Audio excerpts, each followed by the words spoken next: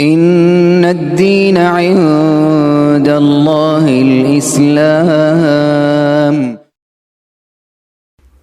الحمد لله رب العالمين والعاقبة للمتقين ولا عدوان إلا على الظالمين وأصلي وأسلم على نبينا محمد وعلى آله وصحبه أجمعين أما بعد. Nous voici à la 6e leçon de la jurisprudence simplifiée du jeûne du mois de Ramadan. Dans la leçon précédente, nous avions étudié les annulatifs du jeûne. Il y en a plusieurs. Nous avons cité parmi ceux-ci manger et boire, avoir des rapports. Ensuite, nous avons rajouté d'autres annulatifs à ces 3 annulatifs principaux par le biais de l'analogie. Ces annulatifs sont toutes choses que l'on avalerait directement, autre que de la nourriture, comme une pierre, un ongle, etc. Également les perfusions, ou encore les gouttes dans les yeux lorsque celles-ci arrivent jusqu'à l'estomac. Et également, on avait mentionné toute éjaculation qui est provoquée par une action volontaire de l'homme. Ensuite, on avait mentionné le fait de se faire vomir et la hijama qui est un grand sujet de divergence. Nous avions rappelé, est-ce que ces annulatifs sont toujours effectifs? Et j'avais mentionné ici une règle importante. Celle-ci stipule que ces annulatifs, excepté les rapports, ne sont effectifs que lorsque 3 choses sont réunies chez le jeûneur. Ces 3 choses sont le fait que le jeûneur se rappelle qu'il jeûne. La deuxième, le fait qu'il sache que cette chose est un annulatif. La troisième, le fait qu'il veuille faire cet annulatif. Le fait qu'il se rappelle, on peut donner l'exemple d'une personne qui va manger ou boire par oubli. Eh bien, son jeûne est valide. Et la preuve de cela, c'est la parole du prophète alayhi salatu wa salam, rapportée par Abu Hurayra, où il nous dit « Man nasiya wa huwa sa'imun, fa akala ou shariba, falyutimma sawmahu, fa innama at'amahu Allahu wa saqahu » rapporté par l'imam al-Bukhari et Muslim. Dans ce hadith, le messager d'Allah alayhi salatu wa salam nous dit « Celui qui a mangé ou bu par oubli en état de jeûne, alors qu'il complète son jeûne, car certes c'est Allah qui l'a nourri et abreuvé. » La deuxième condition que j'avais mentionnée, le fait que la personne veuille accomplir cet annulatif, c'est-à-dire qu'elle fasse cette chose volontairement. Un exemple, une personne qui va être contrainte, une personne que l'on va forcer à boire ou à manger. On va l'attacher, on va lui faire avaler de l'eau, et bien son jeûne est valide. On peut donner encore comme exemple une personne qui va faire les ablutions et qui va avaler de l'eau sans faire exprès. Eh bien également son jeûne est valide. Et la dernière condition que j'avais mentionnée est le fait que la personne sache que cette chose est un annulatif. Si cette personne ignore par exemple que la perfusion annule son jeûne, eh bien son jeûne est valide et elle n'a qu'à le compléter, ne rattrapera pas son jour. Donc voici les 3 conditions à prendre en compte pour que les annulatifs soient effectifs. Et ces 3 conditions ont été rapportées par le grand savant Mohammed ibn Salih al-Uthaymin rahimahullahu ta'ala. Seulement, j'avais mentionné que les rapports conjugaux ne sont pas conditionnés par ces 3 choses. C'est-à-dire que quiconque aurait des rapports pendant le jour du mois de Ramadan, eh bien nous ne prenons pas en compte ces 3 choses. Pourquoi ? Car il est peu probable que 2 personnes en même temps, avec tout ce que cela implique, oublient. Deuxièmement, il est peu probable qu'elles ignorent. Et troisièmement, il est peu probable qu'elles soient contraintes. Et ceci est l'avis de nos mashayikh, de certains de nos savants comme Cheikh Suleiman al-Ruhaili et d'autres, hafidhahumullah. Très bien. Donc, nous avions dit que le jeûne, c'est le fait de s'abstenir, de boire, de manger et d'avoir des rapports pendant le jour du mois de Ramadan, ou pendant les jours du mois de Ramadan, c'est-à-dire de l'aube jusqu'au coucher du soleil. Très bien. Donc, quiconque accomplirait une de ces choses pendant le jour du mois de Ramadan, en se rappelant qu'il est en état de jeûne, en voulant faire cette chose, et en sachant que celle-ci est un annulatif, verrait son jeûne caduc. Ce qui veut dire qu'il devra rattraper un jour par la suite. Maintenant, si la personne fait cela volontairement, sachez qu'elle commet un péché. Elle aura désobéi à Allah et à son messager, elle aura commis un grand péché dans le sens où elle doit jeûner et elle doit parfaire son jeûne. Une question maintenant. À quel moment la personne doit s'abstenir de ces choses? Est-ce qu'elle doit s'abstenir avant l'aube par précaution ou alors elle doit s'abstenir au moment de l'aube?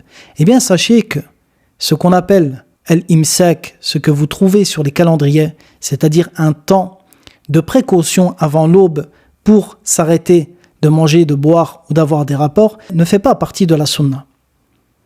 Allah dit dans le Coran « وَكُلُوا وَاشْرَبُوا حَتَّى يَتَبَيَّنَ لَكُمُ الْخَيْطُ الْأَبْيَضُ مِنَ الْخَيْطِ الْأَسْوَدِ مِنَ الْفَجْرِ » Dans le sens de ce verset, mangez et buvez jusqu'à ce que vous puissiez clairement distinguer le fil blanc de l'aube du fil noir de la nuit.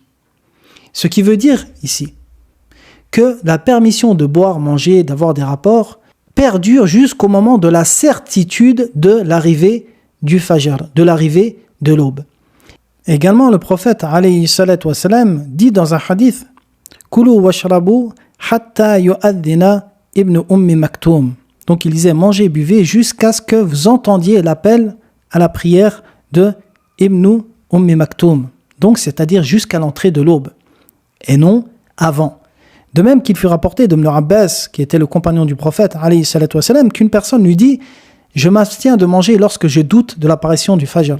Alors Ibn Abbas dit « Mange jusqu'à ce que tu sois sûr ». Et ceci est la sunna.